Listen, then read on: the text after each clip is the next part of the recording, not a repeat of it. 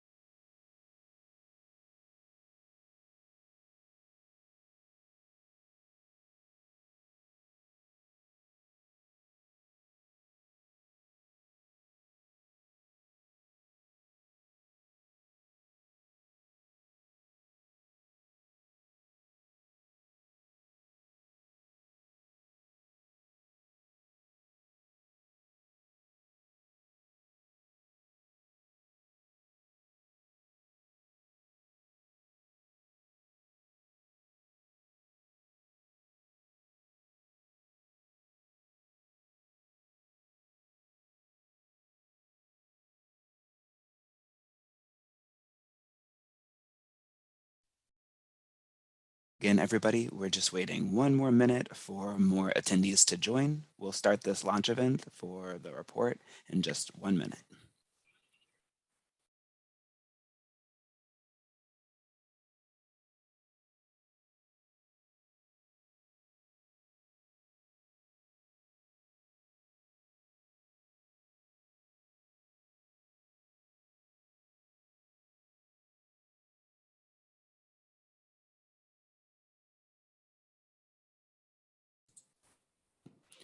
Good morning, everybody, at least here from Washington, D.C. We'll get this started. I'll invite our director at the Stevens Initiative, Christine Shao, to kick off this launch event. Thank you, Kyle.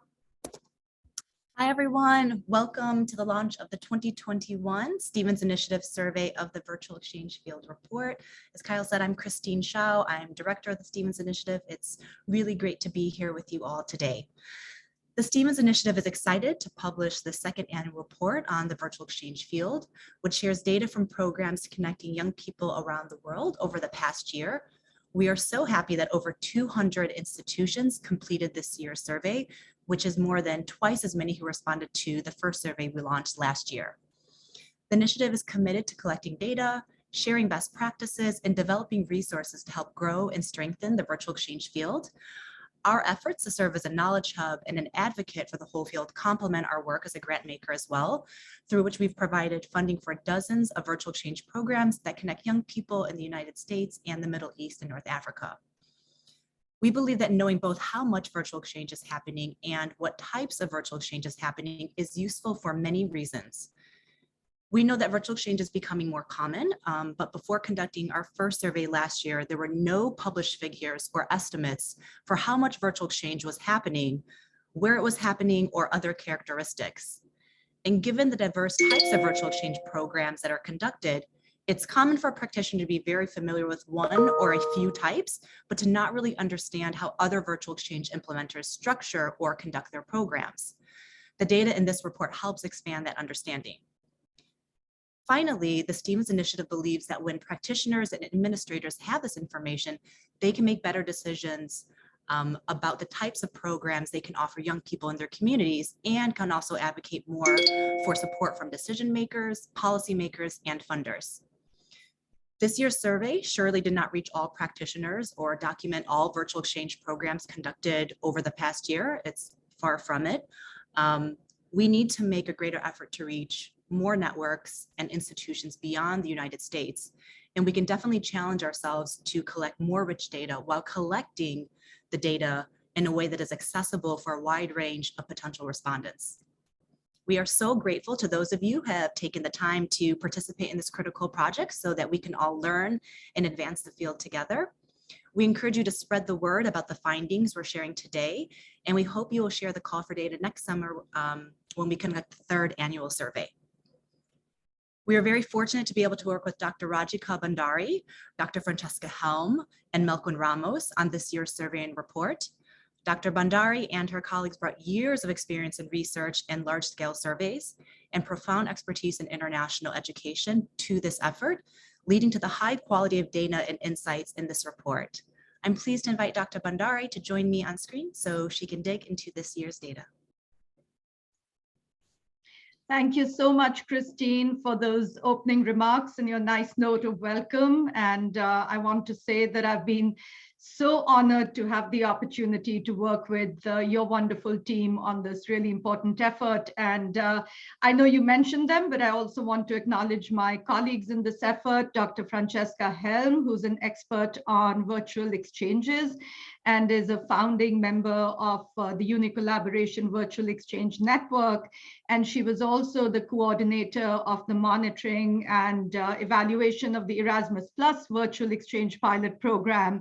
And then also Melkin Ramos, who served as a wonderful and very able research assistant on this important survey. So with that, let me go ahead and get started with the actual survey and findings that we have all been waiting to hear more about. So this second survey covered programs, virtual exchange programs that were run globally between September 2020 and August 2021. And one of the distinguishing aspects of the second survey was that the Stevens Initiative really wanted to take the survey global. So we tried our best to go beyond the US. In other words, looking at programs that were initiated in other countries that involved exchanges only amongst other countries and did not necessarily touch upon the US. So that was a big feature of the effort this year. As Christine mentioned, we were able to more than double the number of providers that we were able to capture. However, this is by no means a definitive count of global virtual exchange activity, and much more needs to be done to continue this sort of mapping of the field. And then lastly, one of the highlights of the survey is that this particular survey, as with many other surveys in our field during this time, have really captured what the influence of the pandemic has been on virtual exchanges. So in looking at who exactly the survey covered, we had about 233 organizations around the world respond that were implementing virtual exchange. And of those, about 92% or 214 implemented programs over this past year. So really a lot of the programmatic data that we're going to share reflects this smaller pool of respondents. And in fact, even amongst the 214, about 177 were really able to provide more detailed data on the nature of their virtual exchange programs. Amongst these 177, there were over 3,000 virtual exchange programs reported and over 224,000 participants. Now, again, this is a large and very encouraging number, but by no means a number where we can sit back and say that, yes, we have captured all of the virtual exchange happening globally, and we'll speak to some of the challenges later on. So who participates in virtual exchange? When we looked at the types of institutions and organizations that are running or initiating virtual exchange programs, we really see a dominance of the higher education sector. This was something that was also seen in last year's survey, and it continues where over half of the responding organizations were higher ed institutions around the world, and then about 21% were non-governmental or non-profit organizations that were operating in more than one country. In terms of how established a field virtual exchanges, this is the green graph to your right. This really shows that unlike the broader field of cultural and educational exchanges, the virtual exchange aspect of it is much more nascent and newer and growing. And in fact, most organizations offering these types of activities have been offering them only for about 5 years or less. Looking at who the participants are, again, here we see that reflection of the very large role that the higher education sector is playing, where most institutions or providers reported offering programs for students who are either undergraduates or graduate or postgraduate students. Now, I want to point out that organizations can serve more than one population. So, which is why someone could be serving undergraduate students, but also have programs that are touching high school students. And this data reflects that. Where is virtual exchange occurring? Now, what this data is showing you is data on participants. Overall, as I shared earlier, we really tried to push the survey out globally. And even though most of the responses were from the US and Europe, we did see a range of countries responding, just not in very large numbers. So clearly that's an area of improvement. But when we also asked about the countries of origin of virtual exchange participants, we got back a lot of listings and mentions of countries, but the reality is that programs have a very hard time attaching specific numbers to the countries of their participants. So what this shows you is some of the top 10 countries that were mentioned as areas where students are very active in exchange, but we're deliberately not sharing the numbers because we don't think that data is quite as solid and rigorous as it needs to be. Now, what does virtual exchange actually look like? And I want to pause here for a moment and make an observation, which is that we saw this in last year's survey, but this year's survey also reiterated the fact that there are many shades to what virtual exchange looks like globally. And in fact, the more one attempts to capture information on the activity globally, the more one realizes that there are different ways of arranging virtual exchange. There are different ways of offering it to different populations. So for our survey, we really relied on the Stevens Initiative excellent typology of virtual exchange programs, which is on their website, but then also refined it further to capture any new developments that had occurred. But the most important thing in deciding which programs to ultimately include in the 233 that I mentioned earlier was that what sets virtual exchange apart from online learning, which has certainly proliferated this year, is the ideas of reciprocity and mutuality amongst the learners who are engaging in the activity. So that is absolutely central to it. And the fact that the programs touch youth across different countries.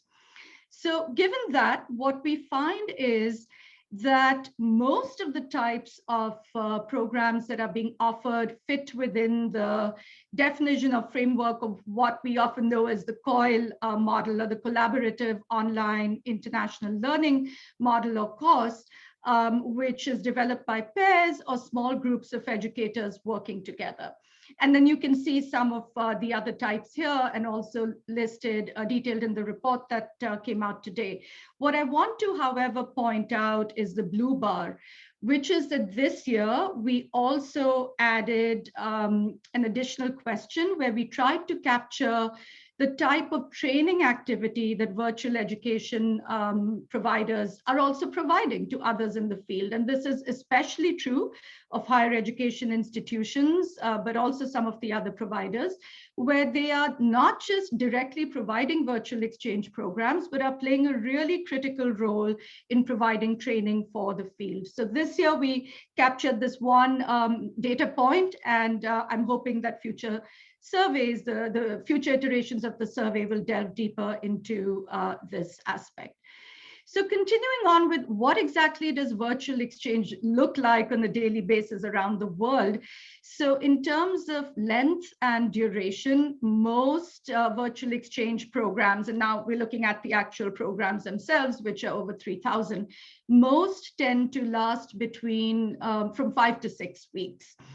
And most are conducted in English, which is not surprising given the predominance of English globally for these sorts of, not just these programs, but other programs as well.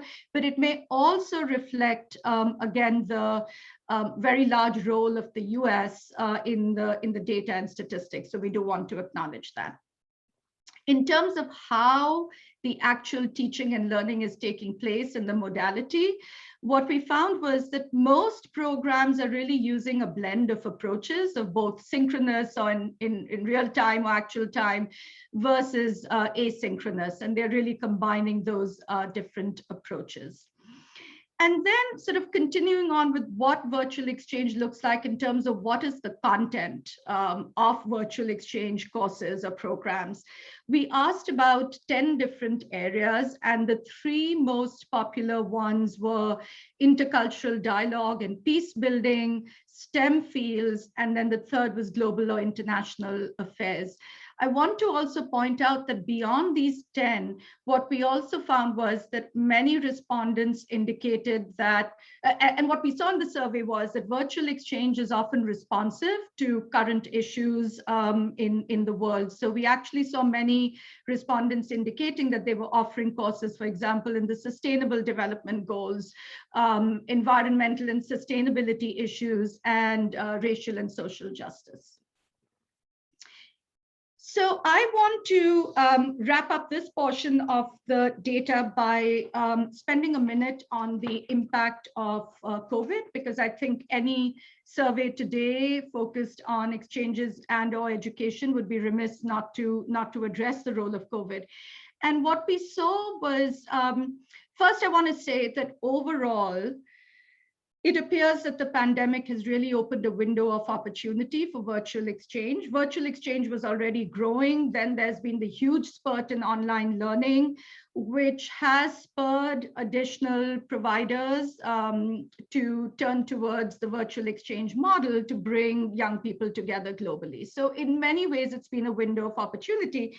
And in fact, when we asked respondents about next year, about 46% of them said that they in fact expect to expand their virtual exchange programming. So that was good news. However, I want to also be cognizant of the fact that there were many programs that faced very real challenges, and we detail more of these in the report.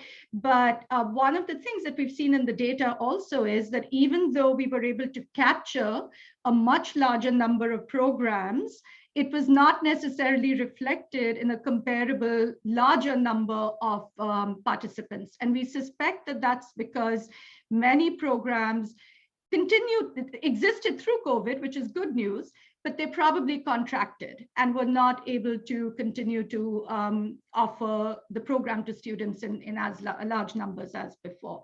So with that, I'm going to turn it over to Francesca and invite her to share some of the lessons we learned, and given her expertise, reflect on sort of where some of this fits within, where all of this fits within the more global landscape of virtual exchange. Thank you. So as Rajika said, this is the aim of the survey was very ambitious, and it's clearly impossible to map everything that is out there, but it's been very useful. And I think a lot of lessons have been learned about the inherent challenges of this kind of exercise. And so in terms of defining programs, we found that though the Stevens Initiative has developed a typology of virtual exchange, the programs and initiatives around the world continue to be defined and understood differently. So there isn't really a common language. They are quite complex, and people interpret also the typologies differently. It also may be because the Stevens Initiative typology might reflect this a kind of US-centric approach to virtual exchange. It's very much grounded in the US context where it has initiated, and other countries might have a different kind of exchange framework or also notion of program. What does a program actually mean? In terms of monitoring and reporting data, the survey targeted organizations, not individual teachers, but clearly the legal person had to report on the data for the organization. But this data may not be centralized or ready for reporting. So again, though we have the institution as a kind of unit of analysis, all the data from the institution may not have been available. In terms of regional spread, again, virtual exchange, this survey looked at the global context, but so US organizations didn't necessarily have to be part of the exchanges, though in the findings, in the results, clearly there was a very strong presence of the US, which may indicate a established practice virtual exchange in the US. Also the fact that many of respondents are connected to the Stevens Initiative, but also that perhaps institutions didn't receive or engage with the survey or do not have the capacity to respond to this kind of survey. Again, it's already been said, this year's survey captured the importance of training for the first time and professional development. And I think that's a really important factor in ensuring the quality of experiences. So training in design, teaching, facilitation, and or institutional strategy for virtual exchange. But again, we only touch the surface of that. A future survey would certainly have to explore this in more detail, as well as more generally the quality of virtual exchange programs overall. And also in terms of measuring change and growth, though there was a survey the last year and some of the questions were the same, this survey was slightly different. So the aim wasn't to compare last year's data to this year's, but rather to focus on the specific context of this year and how respondents saw their projected growth in terms of virtual exchange and of engagement in the future. And so I think in the context of global developments in virtual exchange, the survey does reflect a strong interest in the field and a wide range of content areas. Also the different kinds of actors involved in virtual exchange, which are missing from these kinds of surveys. So we have higher education institutions, as well as schools, NGOs, also private organizations. But if we think in terms of the global population of people and how many of us there are out there, it really is a drop in the ocean. So I think, the importance of virtual exchange, the importance of dialogue is very important. But we're not perhaps reaching the institutions. And I think last thing I want to say is that the survey, I think, shows perhaps the impact that a large-scale government initiative like the Stevens Initiative has in terms of growing the field in relation to that specific context. And what we are seeing, and it's not yet captured in the survey, is that transnational organizations like the European Commission, also national initiatives such as in Germany, the DRRD, program, and others, I think, are beginning to show interest in funding virtual exchange projects, and also we would hope the research and growing knowledge and understanding of the field. Thank you so much, Francesca, for your wisdom and those wonderful insights. Absolutely agreed on all those points. In closing it out, and Francesca touched upon some of these, but I just want to highlight 4 areas that we have discussed in greater detail in the report also, that we see as, being researchers, we always have to end with what's next. The work is never complete. So in looking ahead, one area that we feel is really important is that there's very little, if anything, known about the quality of virtual exchange programs. Now, with this survey, the effort is really more of enumeration and mapping globally, but it's not necessarily getting at the question of quality. And so that is, I think, that is an area that needs further work, both in terms of how do we assess quality, but also learning more about how individual organizations and programs are assessing or looking at their own quality of provision. The second area is the need for more qualitative data. Again, this is more of a mapping effort, but given what we've learned about the huge global variation in virtual exchange, it's also very clear that there are nuances to it and it's context specific in a way where we need to go deeper to really understand what some of those different models look like globally. The third is measuring the outcomes and impact of virtual exchange programs. Francesca has already spoken to this, but it remains an open question to what extent programs are actually able to measure the impact of their efforts. And very often there are very real challenges around collecting and managing data, especially for smaller organizations. And the last piece I want to mention was that as we were doing this work, it became clear to us that there are these data gaps globally, whether they're issues of definition, whether it's an issue of, is there a centralized entity that gathers this type of data, where it became evident to us that given all of the work that the Stevens Initiative is doing around knowledge building on this issue, that there's a real role to play perhaps around building the capacity of organizations to think about how they gather information and data on their virtual exchange programs. So I know we have a lot else planned for today, so I'm going to hand it over now to Kyle Kessler. Thank you, Dr. Bandari and Dr. Helm for that presentation. I've been working with this data for a while and I found it very insightful. I learned some new things, so hopefully our audience did too. We'll look forward to answering questions from the audience later in the event. So this is just a reminder for everyone to please put those questions into the Q&A box at the bottom of your screen. We're saving time at the end of the presentation. Like Dr. Bandari mentioned, my name is Kyle Kessler. I'm a senior program associate at the Stevens Initiative, and I'd like to pivot now to the next segment of our event. We want to dig deeper into the experience and the thoughts of virtual exchange implementers who responded to the survey to gain insights into the utility of the report and to the respondent experience in some short interviews. We're going to have 3 representatives from responding organizations join us today. We're going to go a little quickly, but we're looking forward to hearing from this valuable perspective. And so we'll start. The first interviewee is Mr. Ephraim Fisher from AFS Intercultural Programs. Ephraim is subbing in for his colleague Linda Stewart at the last minute, and so we appreciate him joining today. Hi, Ephraim. And Ephraim is the Chief Program Officer at AFS Intercultural Programs. So Ephraim, if you'd like to start by sharing briefly about your virtual exchange programs, I think that's a good place to begin. Great. We, in this research project, we're focused on a virtual exchange program we call Global U Adventurer. It's a 5-week interactive program for 14 to 17-year-olds. So we really focus on global competence skills and sort of activating global citizens.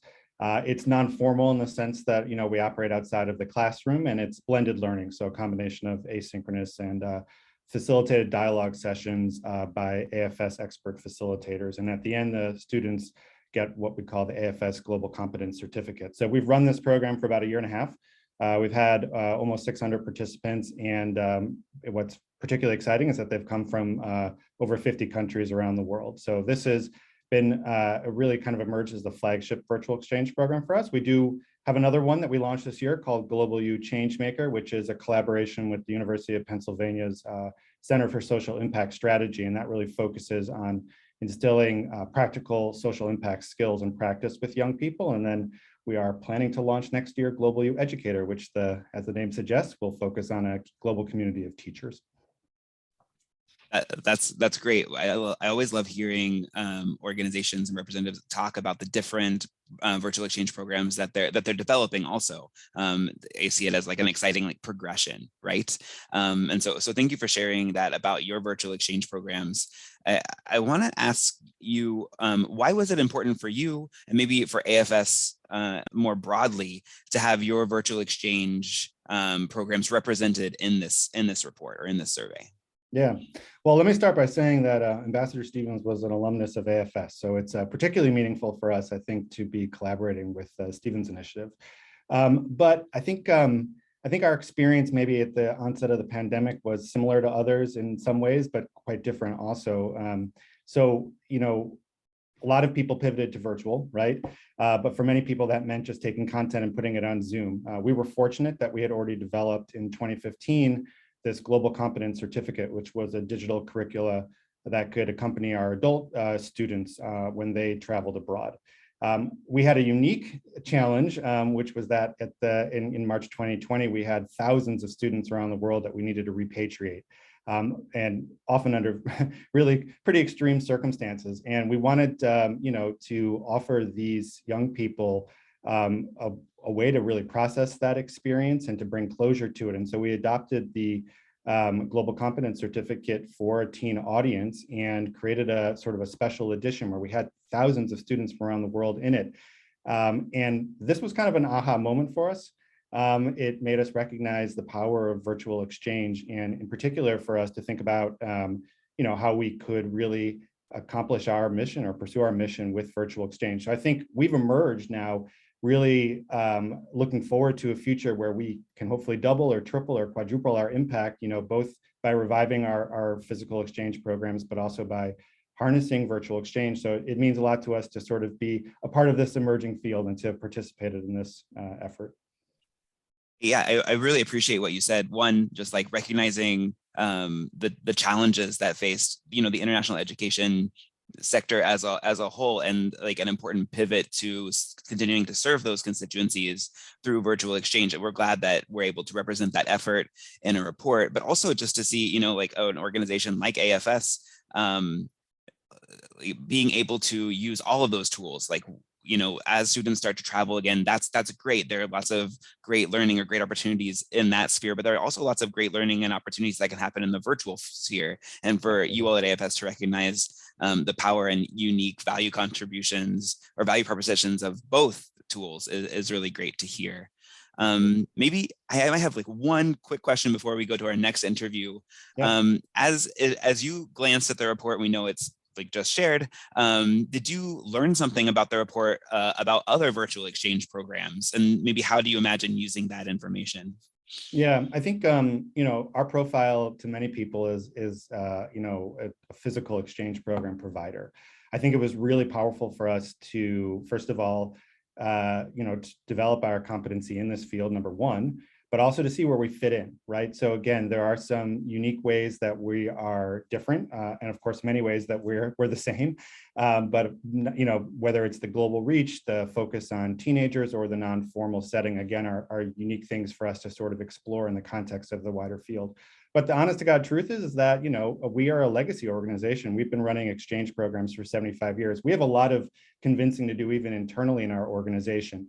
And I think we saw in this report a number of proof points. I mean, of course, we were really excited to see the results of the work that we did and to see how much students could really grow their global competence with the Global U Adventure program. But there were a lot of other really important proof points that I think we can now use to really build the case both internally, but also to the young people who are probably more familiar with us as an exchange provider to say, actually, this is another way that you can really have an exciting experience that might be more accessible, et cetera.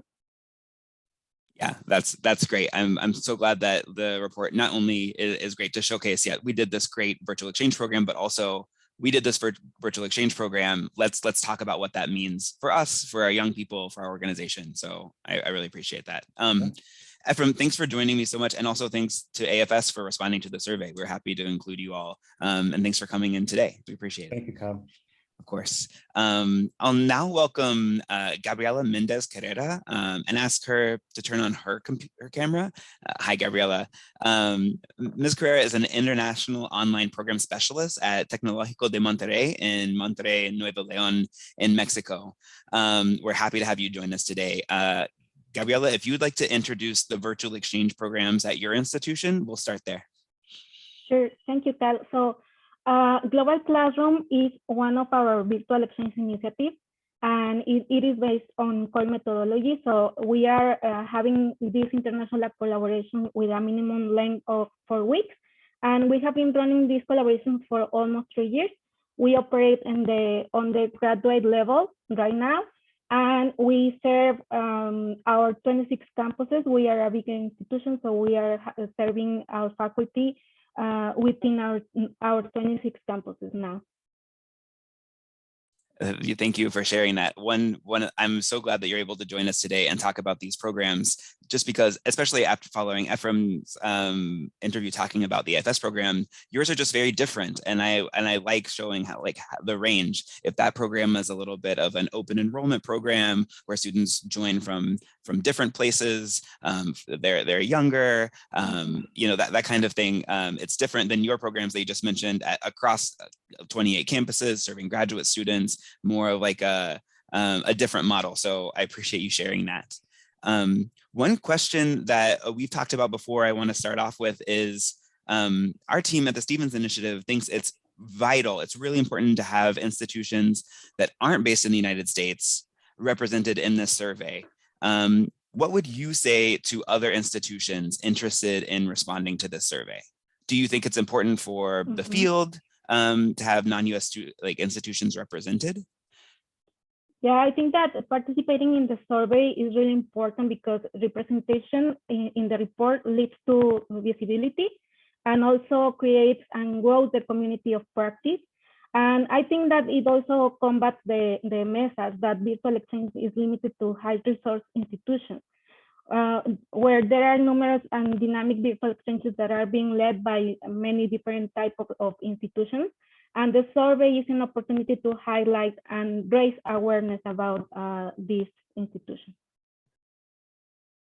Yeah, I appreciate you sharing that. Like, we know that any professional field needs a community of practice, and so learning from each other is really important. And also, what a great point about like high resource institutions. Some people might think, oh, I might work for a low resource institution, and so we can't do virtual exchange, but that's not necessarily true. And so learning a little bit more, and maybe just for us at the Stevens Initiative, we can remember, that's a good point, like to start maybe asking a little bit about those questions, like more information about institutions. It's a good point.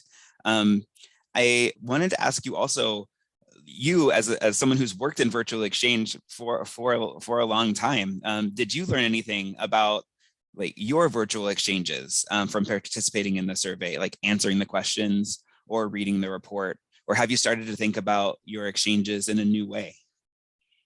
Yeah, I think that we have learned a lot about the collaborations by gathering data, because this is really difficult to try to gather all the data. And I think that we were lucky because by the time that we received the invitation to respond the survey, we already have some of the data available, but we didn't have the time before to take a look at it and try to check what is the important information that we are getting from that data.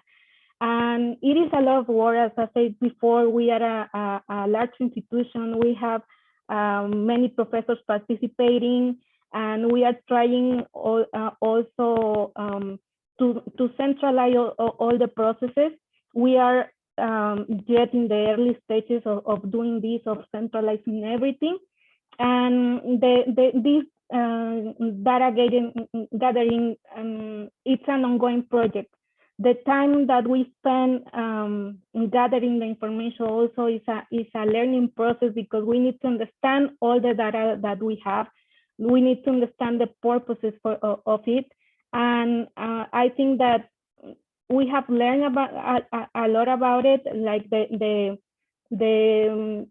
type of collaborations that we are having as the report shows now, that the average of the duration of the virtual exchange to be successful, and also the languages that we are using for the collaboration. So this was really important. And I think that also we learned that one benefit of the surveys is that it allows us to prepare for the decision-making process that we have in the institution. That sounds like a lot. So I'm really happy that from the survey and from the report that you all as practitioners are able to learn something. And yeah, you mentioned like, the difficulty of accumulating that data and analyzing that data. That's something that Dr. Bandari and Dr. Helm were talking about, like different institutions do that differently. And so we know it's a big ask for different institutions to accumulate that data and to report on it. And so hopefully it does help not only answer the questions on the survey, but helps you all at your institutions. I think that's all we had time for. Thank you, Gabriela, for again responding to the survey and for taking the time to speak with us here today. We're happy to have you join us for Monterey. So thank you. Thank you. Of course. And now I'll welcome our last interviewee, Dr. Shannon Swaro. Dr. Swaro is an associate professor at the University of Maryland, Baltimore County. And Dr. Swaro, would you like to briefly introduce virtual exchange programs at the University of Maryland, Baltimore County?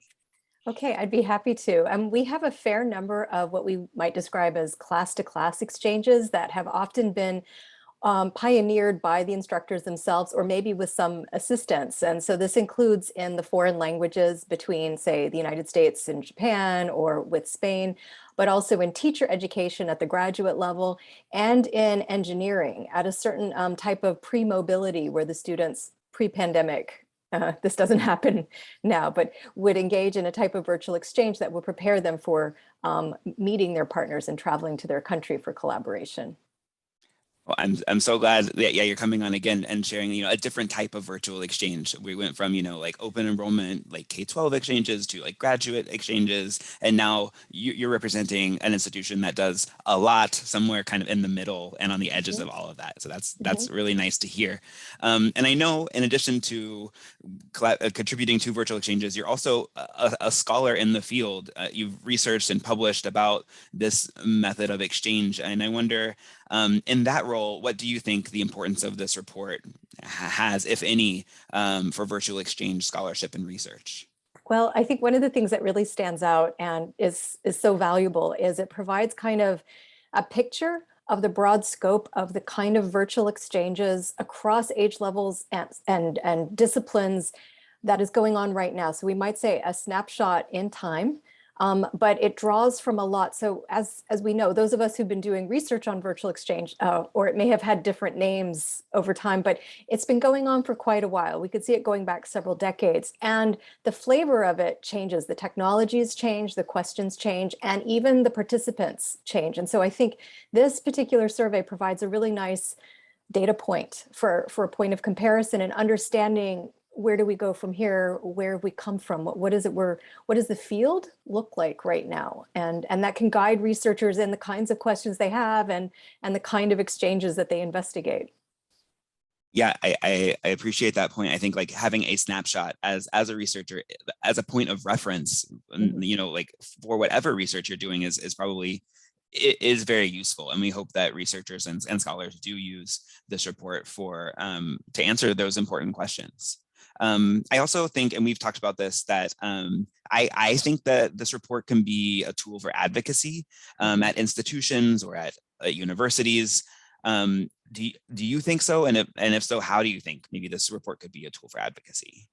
Well, I'm going to use my institution and my previous institution. And I just came from a workshop on virtual exchange where I was talking to a variety of internationalization officers who, what they all possess might be like a lack of heavily developed, like centralized infrastructure for supporting virtual exchange. And I think this is information that can help answer questions or get individuals thinking within institutions in particular about what are the needs in the infrastructure that get identified, particularly, not just technology, but other things that are going on that you may overlook. So I think it can be a useful tool for scaling up virtual exchange and finding a way to make it more supported. Yeah, I appreciate that. There are so many aspects to virtual exchange that's beyond just do we have the technology capabilities of doing this? And hopefully this report provides good data points for different administrators or people who want to implement virtual exchanges to talk to like stakeholders within their institution to say, this is what's happening, this is what we need. And so it's a really good perspective. my last question, maybe before we move on to the larger Q&A with, I'll invite Henry Shepard and Dr. Bandari and Dr. Helms back to the screen here in a second. Last question for you, Dr. Suaro.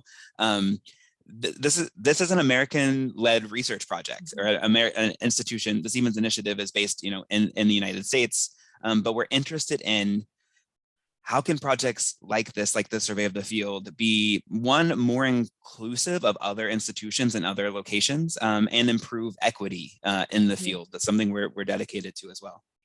I think we see this when we're putting together virtual exchange partnerships or consortiums where you're trying to bring in a broader scope. And one of the things that you encounter is the differences in how time and holidays and school schedules are managed. So I think it's one of the challenges is finding an ideal time where people who have different academic calendars or the responsible parties will be available to complete the survey and gather that information, because it can be work for a larger institution. So I think we're looking, maybe a different time and time scale for when data could be collected to bring in more respondents and get a better picture and inclusivity of more contexts and nationalities.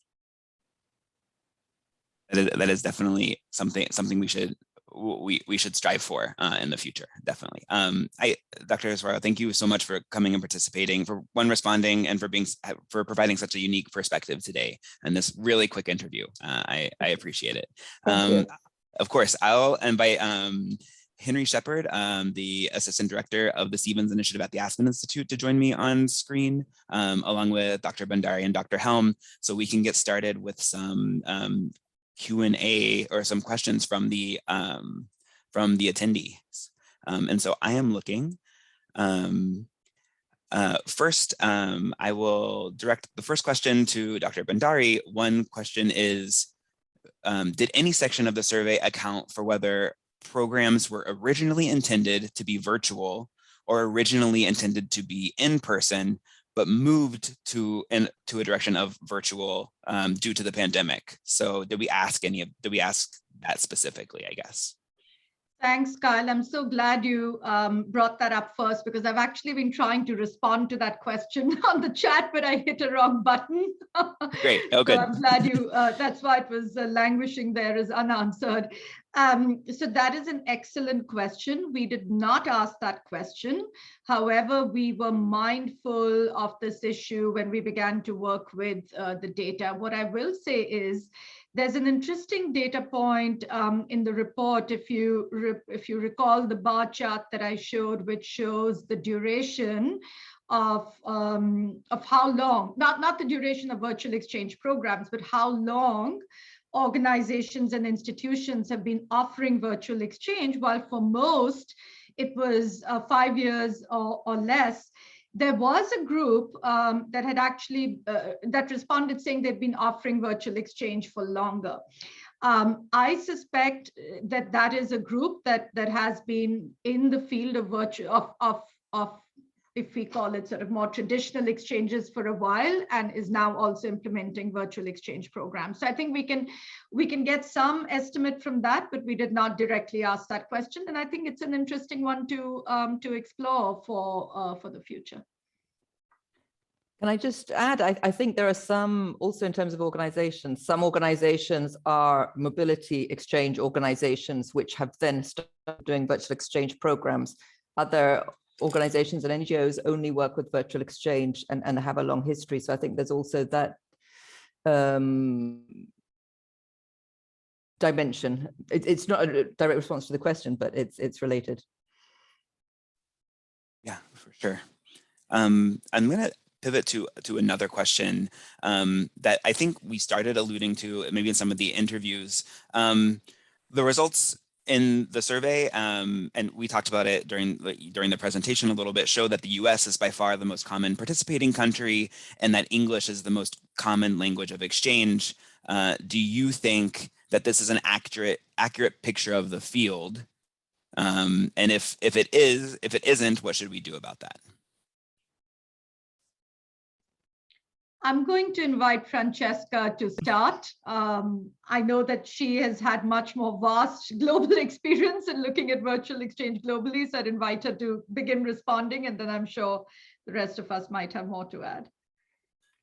Yeah, I suppose I come from a language education background, and in my field, virtual exchange was traditionally bilingual. So it's about, you know, practicing your languages. So in this area of study, it has always been bilingual. And then we've seen a kind of sudden increase in English exchanges in the last couple of years. The idea of using virtual exchange for people for whom English isn't the kind of main language. In other fields, I guess it has, you know, the long-standing programs like Solia, etc. I think English has always been the language to connect people in various parts of the world. So I think to a degree, it's inevitable. I do think though it would be fantastic to have more exchanges in other languages, you know, connecting parts of the world who share the same language, also studying as a foreign language as well. So it's something we need to work against. But there was also quite a good number that had English and another language. So that was interesting, I thought.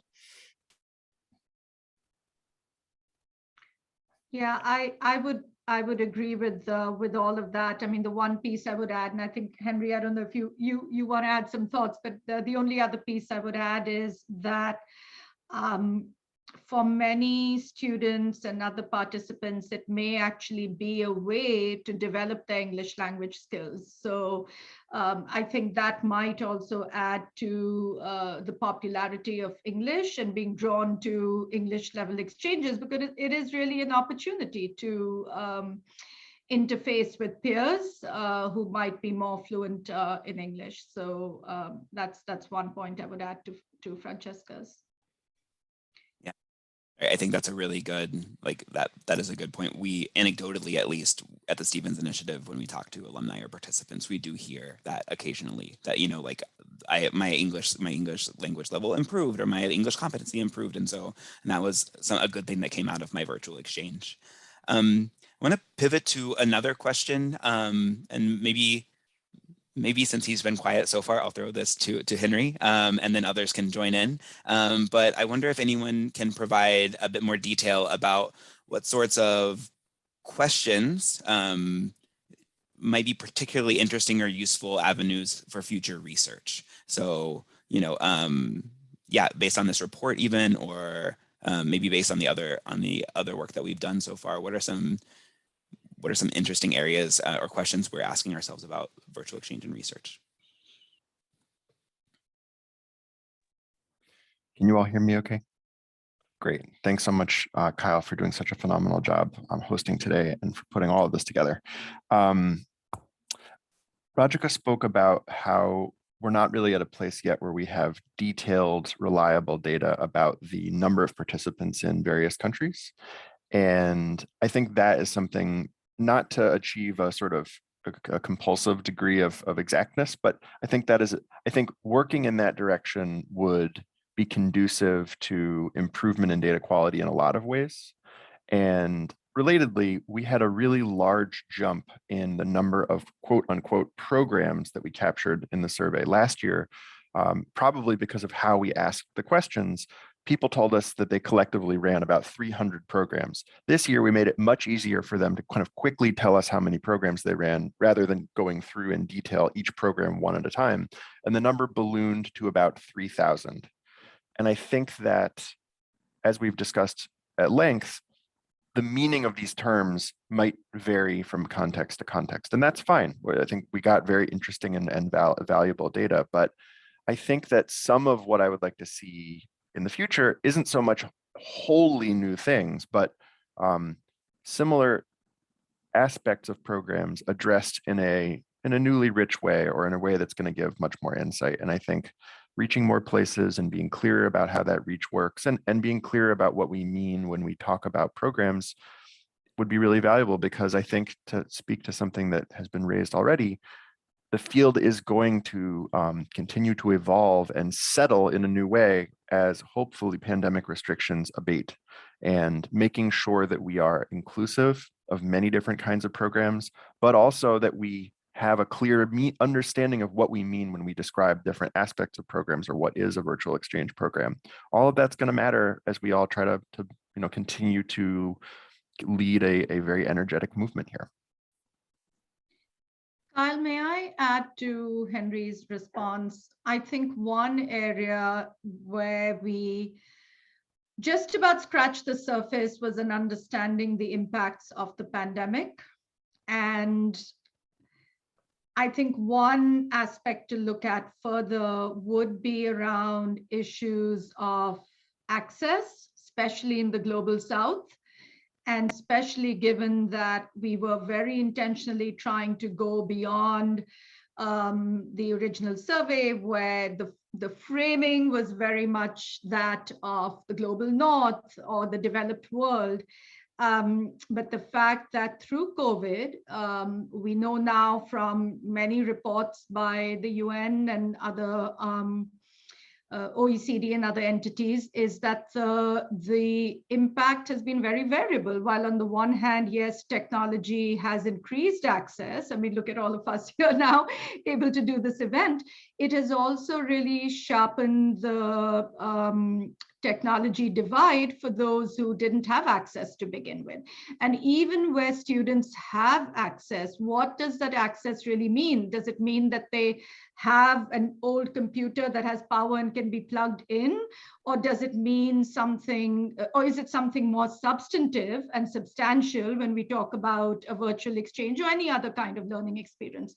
So I think these are really questions to ask, that are really critical to ask, that if we continue to also want to include more of the global South and what virtual exchange there has been and what some of the opportunities and challenges are, we must ask that fundamental question first and foremost of how has that access to technology changed, if at all, over this period. So that is one thing that I definitely would like to see going forward.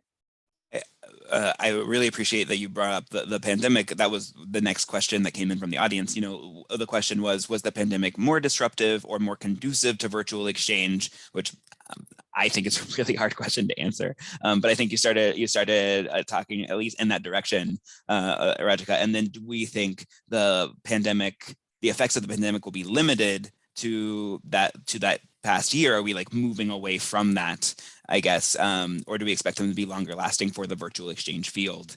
I wonder, Francesca, if you want to start answering that one. I think at the moment, a lot of teachers are exhausted.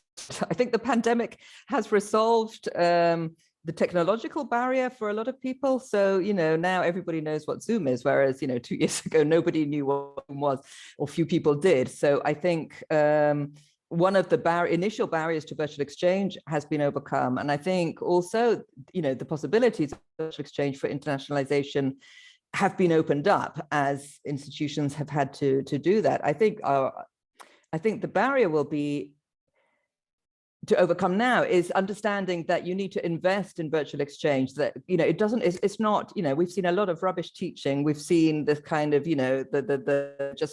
lectures going live. So I think educators and organizations really need to understand what quality means in virtual exchange, how they can evaluate a quality virtual exchange. And that's, I think, how institutions and organizations monitor the quality of their exchanges is something important, which would be interesting to research more. And then to be able to invest in that, to understand that they have to invest in that, because there's often an idea that, virtual exchange is free, you don't have to pay for travel, whereas, a quality virtual exchange requires investment in people, in professional development and training. And I hope that's what organizations will see now. I think that's such a good point. The investing in virtual exchange. Hopefully that is a lesson we take from the pandemic and from people's pivots. I know we're running up on the end, so with such little time remaining, I'm going to start wrapping this event up. So first, for anyone in the audience listening now or to a recording of this session in the future, the Survey of the Field report is available to download from our website at stevensinitiative.org/resources. Also on that page, you'll find a list of the respondents to the survey. So not just the 3 we had in interviews today, but all of the respondents with links to their institutions or virtual exchange websites. So you can learn more about those exchanges on that page where you download the report. We encourage you to download the report and share the report widely. A recording of this webinar will be posted to our Stevens Initiative YouTube page in the coming weeks, so feel free to share that with your networks also. And we encourage you to join our team for the rest of our International Education Week events. We have an information session tomorrow providing an introduction to virtual exchange, the Stevens Initiative, and steps for getting involved with our sponsored programs. We'll also open our application for the 2022 Virtual Exchange Academy. And so for those updates and others, we encourage you to follow the Stevens Initiative on social media or subscribe to our newsletter. So as we end, a big thank you goes out to Dr. Bandari and her team, including Dr. Helm and Melkin Ramos. We're thrilled with the quality of this year's survey and report. An additional thanks to our 3 guest interviewees today for sharing their thoughts about the survey, and to the whole Stevens Initiative team for the work on this effort. Thank you for attending the event. We hope everybody has a good day. So thanks, everybody. Thank you. Thank you. Bye-bye.